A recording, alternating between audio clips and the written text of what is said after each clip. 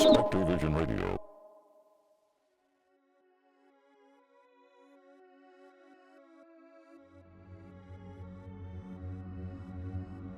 I live for Halloween. Through the month of October, the houses that line Oakbury Close, a small cul-de-sac facing a forest popular with families and dog walkers for its pleasant trails, pull out every stop to offer people a giddy thrill during the spooky season. The tradition was started around 40 years ago by an American family who once lived in one of the homes. The story goes that they decided there wasn't enough Halloween spirit this side of the pond, and decided to turn their property into an attraction that would show us Brits just what we were missing. The other houses on Oakbury Close were so taken by their magical, otherworldly creation that year by year they started to join in.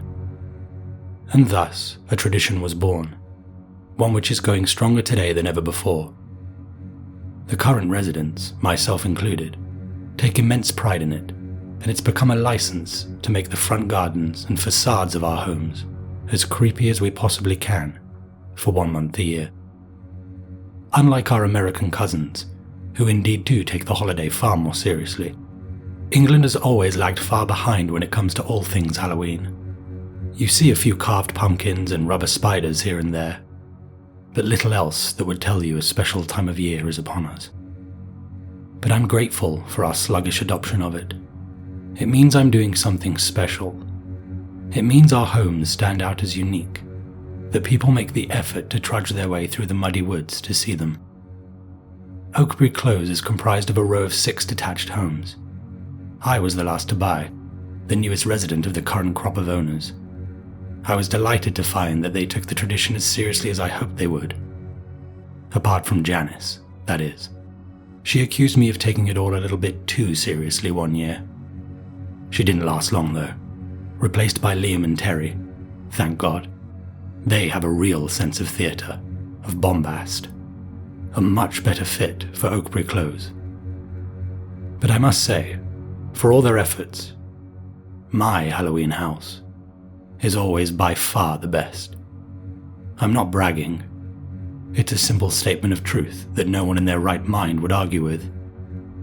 My fellow Halloween houses don't know the tradition is the sole reason I bought my home. I'd been a child when that American couple who started the tradition owned what is now my property. I remember stomping out of the woods and staring up at it in wide-eyed wonder, at the ghost fashioned from white sheets that draped the walls, the grotesque goblin-like lawn ornaments peering out from behind flower beds and bushes, the unnerving-looking scarecrow planted just to the side of the front door, as if guarding it, who appeared to be voluntarily static rather than inanimate. It was the first time I'd seen anything like it, and I became obsessed with Halloween thereafter. Every October, I'd watch my favourite Halloween-themed movies, try to rouse fellow neighbourhood children to engage in the very un-British act of trick-or-treating, and I even played a few pranks I hoped would delight and terrify in equal measure. But nothing satiated my craving as much as heading through the woods to Oakbury Close and seeing the houses, all decorated and shimmering with spook, a pilgrimage I made every year without fail.